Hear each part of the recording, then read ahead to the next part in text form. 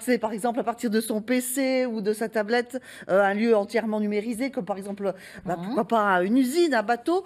C'est ce que propose en tout cas la société nancéenne SBS Interactive, avec un logiciel de virtualisation conçu justement pour les entreprises et les professionnels. La start-up sera l'invité à l'Apérotech qui se tiendra demain à Nancy. Alors pour en savoir plus, effectivement, Mmh. on reçoit Bernard Dubois. Bonjour, vous êtes Bonjour donc mesdames. directeur SBS Interactive. Votre start-up, vous l'avez créée il y a 10 ans avec votre fils. Presque 10 ans, oui. Ouais, Absolument. presque 10 On ans. va fêter notre 10e anniversaire fin d'année ou début d'année Début prochaine, d'année, très voilà. Moi, exactement. j'avais arrondi, hein. Oui, on est bien Mais d'accord. bon, tout compte. Mais déjà 10 ans pour une start-up, c'est énorme. C'est énorme, C'est très long. absolument. Oui, Alors absolument. justement, revenons à l'idée de départ. Quelle était-elle? L'idée de départ, elle est née de la convergence de de deux compétences différentes. Mon fils qui sortait d'un studio d'animation 3D, Oui. moi-même informaticien d'ancien, j'ai fait un DEA d'intelligence artificielle, j'ai fait l'ENSAM à Nancy, etc. Mais donc j'étais dans l'informatique industrielle classique.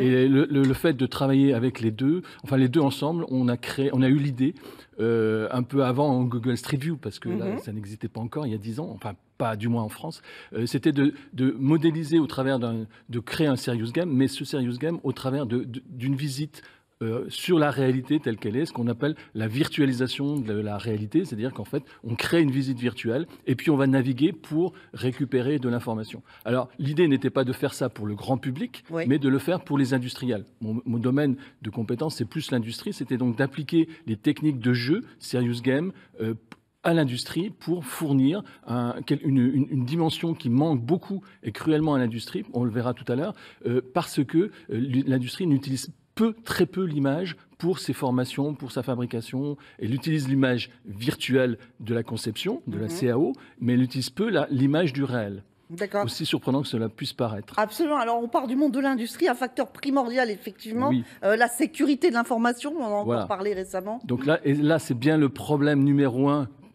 La raison, du moins, de ce problème, c'est que l'image peut être vue par tout le monde. Si vous prenez Street View, Google Street View, l'objectif, c'est de montrer l'image à tout le monde. Vous pouvez aller au fin fond d'un restaurant à New York, rien, et parce que ça procède de la publicité. L'industrie, elle, veut protéger ces images. Surtout, elle ne veut pas que ces images appartiennent à tout le monde, soient visibles par tout le monde, et bien sûr, en particulier par ses concurrents. C'est la raison pour laquelle il est important de protéger l'accès à l'image, donc aux visites virtuelles, premièrement, et ensuite, une image, elle doit être vue que par les personnes qui sont destinés à les voir. Si on parle d'une visite, par exemple, orientée fabrication, on va montrer des informations, des images orientées fabrication. Si on montre des images maintenance, ça va être pour des techniciens de maintenance. Donc, le même environnement va pouvoir servir à plusieurs populations de personnes, mais il va falloir identifier la personne qui se connecte à cet environnement virtuel. Alors, pour bien comprendre, on va se projeter dans votre réalité virtuelle au sein de SBS avec ce reportage de Malika Boudiba et Éric Bertrand qui va décrypter pour nous toutes vos activités. À tout de suite. Visiter virtuellement une ville, un musée ou un appartement, c'est déjà possible. Chez SBS Interactive, on a choisi, grâce à un logiciel, d'enrichir ces visites par de l'information. L'objectif principal de Vision, c'est de s'intéresser au réel, donc de faire visiter virtuellement un environnement réel de type navire, de type usine. Je vais vous présenter le seul bâtiment que je puisse d'ailleurs vous présenter, qui est le redoutable au musée de la mer, sur lequel je peux naviguer virtuellement, passer d'une salle à une autre, là, au travers d'un plan de navigation. Là, je suis dans la salle arrière, mais je pourrais passer à l'avant dans la salle torpille, au travers de mon outil de navigation. L'intérêt, et c'est le gros intérêt de l'outil, c'est de fournir de la visite virtuelle, mais enrichie. Enrichie par quoi? Enrichie par de l'information. Le logiciel est à destination des professionnels et des entreprises pour de la formation, de la maintenance, du transfert de technologie, mais aussi pour de la sécurité. De la réalité virtuelle enrichie à la réalité augmentée, il n'y a qu'un pas qu'SBS a franchi avec le projet Evora. dans le cadre de ce projet Evora, évolution de Vision vers la réalité augmentée, on va évoluer vers la réalité augmentée, puisque l'idée, c'est d'utiliser cet outil-là comme une source d'information, pour à la fois se repérer dans l'environnement dans lequel je visite, et surtout récupérer les informations que je vais présenter aux visiteurs, donc ce qu'on appelle l'augmentation de la réalité, donc fournir des informations qui vont servir à l'augmentation de la réalité. Développeurs, ingénieurs et même étudiants en sciences cognitives sont les forces vives de l'entreprise. Qu'est-ce qui m'intéresse? La conception de logiciels en général, c'est résoudre des problèmes qui nous sont posés, trouver les meilleures façons de le faire. On peut modifier la réalité ou on peut même la transcender dans le cadre de la réalité virtuelle. C'est ça qui est intéressant. On échappe un peu au réel et c'est intéressant. C'est un univers confortable, en même temps il débute seulement, donc c'est très intéressant de voir comment il évolue. Et surtout sous cet aspect beaucoup plus professionnel que j'ai pu aborder ici. La petite entreprise qui existe depuis une dizaine d'années a plein d'idées pour l'avenir. A commencé par une plateforme pour photographes 3D qui verra le jour avant l'été et d'autres projets pour la réalité augmentée en entreprise. Et justement, ce projet de réalité augmentée, vous le développez avec le Lauria. Absolument. C'est un projet de partenariat que nous avons développé avec le Lauria. Alors, et l'équipe Magritte en particulier, dirigée par Marie-Odile Berger. Quelle est l'idée qui sous-tend cette recherche? C'est simplement que Vision, notre produit de visite virtuelle, nous permet de visiter un produit, un environnement, une usine, un bateau, voire un sous-marin, mais assis derrière son bureau. La réalité augmentée, c'est tout autre. La réalité augmentée, c'est je visite un bâtiment, je suis dans un bateau et je veux de l'information sur les objets, les équipements, les machines qui équipent ce bateau, qui sont présents devant la salle. Donc, je vais utiliser un outil, ce qu'on appelle un device, qui va soit une paire de lunettes, soit un casque complètement intégré, soit une tablette, soit un smartphone. Si j'étais grand public, si j'étais Place Stanislas, je pourrais aussi utiliser un smartphone. Et je vais, au travers de l'image qui passe par cet outil de capture, analyser l'image et le système va me restituer de l'information, va me dire quelles sont les actions. D'abord, qu'est-ce que je vois, me fournir de l'information, je dirais au sens informationnel du terme, va pouvoir me fournir de l'information, pas seulement textuelle, mais vidéo, etc., mais va me fournir aussi des actions à faire. Donc, je vais pouvoir faire également de la visite guidée. Je vais pouvoir faire de la visite de maintenance, je vais pouvoir faire de la visite de fabrication, enfin pour surveiller, ou de sécurité, pour surveiller un environnement et récupérer des actions à faire. Voilà un peu l'objectif de la réalité augmentée dans des environnements de type industriel. D'accord. Vous travaillez pour la défense aussi. Alors nous travaillons pour la défense. Ce projet d'ailleurs est en partenariat avec la DGA et la DGE pour développer ce projet, avec le Lauria, pour développer ce projet de réalité augmentée. C'est un projet mixte qui nous permet à la fois de développer cette fonctionnalité sur le monde de l'industrie, mais également sur le monde de la défense, par exemple pour les bateaux fabriqués par des CNS, par exemple. D'accord. Alors, pour travailler sur ces projets de développement, vous recherchez vraiment des nouveaux talents. On va mettre d'ailleurs une adresse à l'antenne. Oui. Quel profil vous recherchez Alors oui, exactement? effectivement, nous cherchons des talents. Alors, à la fois des talents techniques, informaticiens, motivés, intéressés par des aspects techniques pointus, ça c'est clair. Nous recherchons également, mais pas seulement, nous cherchons aussi des gens curieux. J'ai eu l'occasion de travailler là avec un des stagiaires qui travaille avec nous sur la partie cognitive. Donc, je le fais travailler sur la partie interface, c'est très important.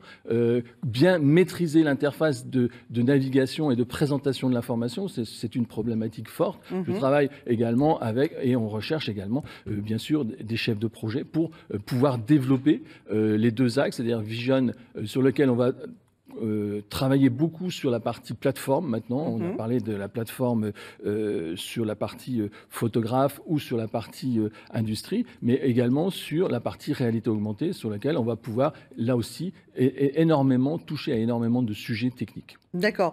Vous serez la start-up mise à l'honneur demain soir à l'Apérothèque.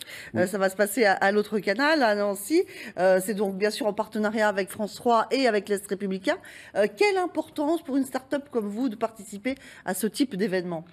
Je pense que c'est important déjà d'être reconnu chez soi. On connaît bien le proverbe « Nul n'est connu en son pays ». C'est vrai que nous sommes connus partout en France, beaucoup moins, enfin nous étions, parce qu'on la société s'est créée à Nancy, à Paris, initialement quand j'étais basé sur Paris, et avec mon fils, et puis qui sortait de l'école. Et puis ensuite, on est revenu sur Nancy, et on a été tellement pris par les développements qu'on ne s'est pas trop focalisé sur la connaissance et le rayonnement de l'entreprise au sein de la collectivité locale. Par contre, grosse erreur de notre part, parce que je découvre énormément de talents et d'entreprises très, très intéressantes sur la région Lorraine, et nous développons en ce moment beaucoup de partenariats. Donc, ce type de réunion nous est importante aujourd'hui pour nous faire connaître et surtout nous enrichir du tissu technologique, hautement technologique, sur lequel on trouve des choses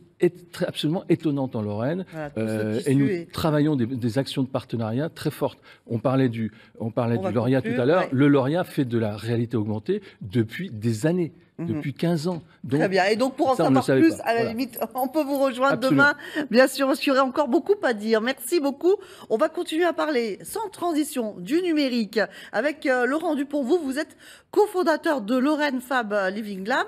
Un mot en réaction juste rapide, en liaison sur ce que fait monsieur et sa start-up SBS. Oui, bonjour déjà, mesdames.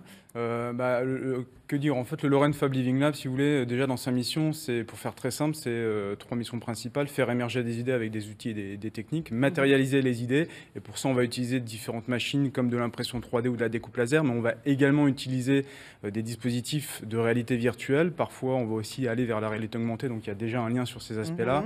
Et puis surtout, ce qu'on va mettre en place, c'est des dispositifs de test par l'usage, l'idée étant de pouvoir en fait très rapidement, en phase amont de l'innovation, de valider si une idée est pertinente ou pas, en la mettant en situation. Et pour le coup, les réalités virtuelles ou augmentées, ou les réalités mixtes qui font une combinaison des deux, vont pouvoir en fait créer des situations d'usage très facilement accessibles pour les utilisateurs pour valider ou pas des hypothèses. Alors justement, l'objectif, c'est de voir aussi quelles sont les limites justement pour ces personnes qui sont appelées à travailler avec ces outils. Ça, c'est très important, évidemment. Alors les limites, on en a déjà parlé, parce que vous avez cité les problématiques d'interface. Donc effectivement, il faut à la fois s'assurer que le ou les utilisateurs, selon leur profil, puissent accéder aux technologies, déjà soit juste sur des aspects visuels, mais quand on commence à parler de casques de réalité virtuelle, de dispositifs pour employer le terme technique, on va dire, d'espace immersif où on va pouvoir mettre l'ensemble du corps ou alors une partie des pieds, des bras pour avoir les mouvements. Et il faut trouver les bons dispositifs qui soient à la fois ergonomiques, agréables, qui ne soient pas trop perturbants dans des situations de test par l'usage, parce que ce qu'on veut tester, c'est une situation d'usage final et non pas la technologie qu'on va utiliser pour créer la réalité virtuelle ou augmentée. Ça va vraiment révolutionner le monde de l'entreprise de demain. On va voir émerger également de nouveaux métiers, j'imagine. Je dirais que ça le révolutionne déjà. Ces dispositifs-là ne sont pas complètement nouveaux. Ça fait depuis la fin des années 50 qu'on travaille sur des dispositifs technologiques qui permettent de transformer la réalité ou de se projeter dans des réalités virtuelles. Donc on voit depuis plus de 50 ans, 60 ans, donc l'évolution à la fois des technologies et des métiers, que ce soit des métiers de sciences dures ou alors des sciences autour de la cognition, de la psychologie par rapport à ces technologies. Donc déjà au niveau scientifique, il y a des évolutions. Et puis au niveau des métiers, oui, parce que au niveau de la maintenance, vous en parliez, pour éviter certaines prises de risques, pour préparer les équipes. On peut parler aussi de la médecine, pour préparer des interventions, pour s'entraîner avant une intervention, on peut utiliser ce type de dispositif, ou alors même pour accompagner une intervention, être outillé de façon un peu spéciale. J'ai eu l'occasion de me rendre à Laval Virtual cette année, qui est le plus grand salon européen autour de ces technologies-là. Et il y a pléthore d'exemples, comme simuler le fait d'avoir un bébé pour de jeunes parents. C'était une expérimentation d'étudiants japonais, c'était très très drôle. On peut se balader virtuellement sur la Lune avec un dispositif qui est à la fois un casque, mais également un système qui permet de faire des sauts. Donc il y a vraiment beaucoup de possibilités. Pour le sport aussi, comment s'entraîner au ping-pong avec un dispositif qui permet d'anticiper où va atterrir la balle, proposer des tests. Donc il y a vraiment beaucoup de possibilités. Beaucoup de champs possibles. Merci beaucoup à tous les deux. Merci à vous trois. Eh bien, on va passer à quelque chose de pas du tout virtuel.